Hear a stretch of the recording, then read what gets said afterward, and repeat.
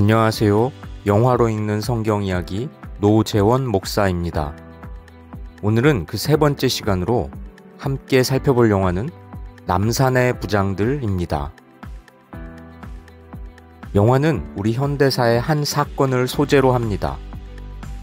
절대 권력자인 대통령이 운명의 날을 맞이하기까지 일어난 일들을 흥미롭게 보여주고 있습니다.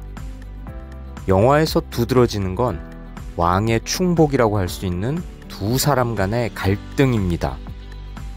중앙정보부장과 경호실장, 이 두 사람은 각각 대통령의 최측근인데요. 서로 왕의 신임을 얻기 위해서 충성 경쟁을 합니다.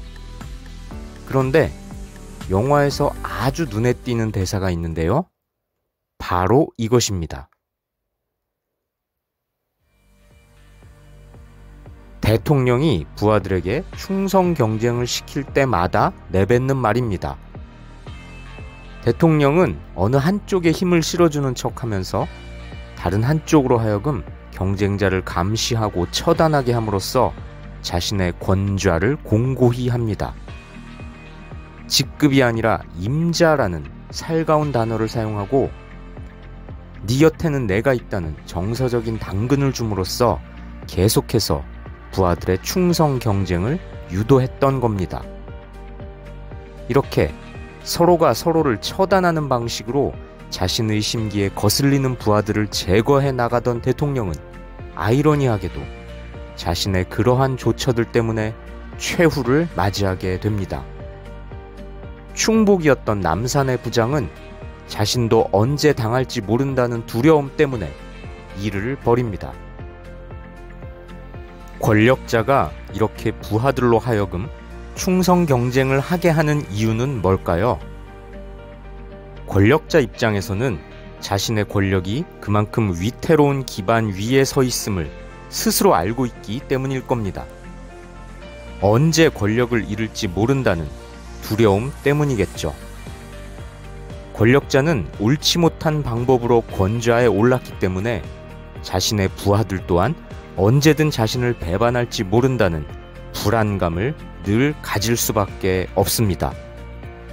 그에게 있어서 자신의 부하들은 충복처럼 보일 뿐 진심으로 충성하고 있는지 확신하지 못합니다. 부하들 입장에서는 자신의 충성심을 증명함으로써 자신의 지위를 높이기 위해서 충성 경쟁에 뛰어듭니다. 또는 자신의 충성심을 증명하지 못하면 자신도 내팽개쳐질 수 있다는 두려움 때문이기도 하지요. 이렇게 이 세상의 권력자란 태생적으로 한계가 있을 수밖에 없습니다. 인간 권력자란, 인간 왕이란 군림하고 다스리고 정도의 차이는 있을지언정 남을 짓밟을 수밖에 없는 근본적인 속성을 가집니다. 그런데 성경은 이와 다른 한 왕이 계시다고 말합니다. 그분은 바로 예수님입니다. 성경은 이렇게 말합니다. 예수님은 왕이시지만 정복자의 화려한 모습이 아니라 볼품없는 나귀 새끼를 타고 초라한 모습으로 오실 거라고 구약은 예언했습니다. 그리고 예수님께서는 이 예언대로 예루살렘에 입성하셨습니다. 당시 유대인들이 기대했던 로마를 뒤엎고 이스라엘을 회복할 강력한 모습과는 정반대였습니다. 그런데 예수님은 이 땅에 태어나실 때부터 그러했습니다.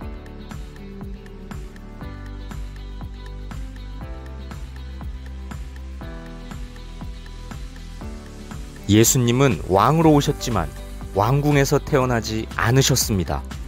누추한 구유에 오셨습니다. 예수님의 탄생 소식을 처음 들은 사람들도 권력자들이 아니라 당시 하층민이었던 목자였습니다. 지극히 존귀하신 예수님이 지극히 낮은 곳에 낮은 모습으로 낮은 사람들을 위해 오신 겁니다. 예수님은 이 세상의 왕들처럼 군림하러 오신 게 아니라 섬기는 왕으로 오셨습니다. 빌립보서는 이렇게 말합니다.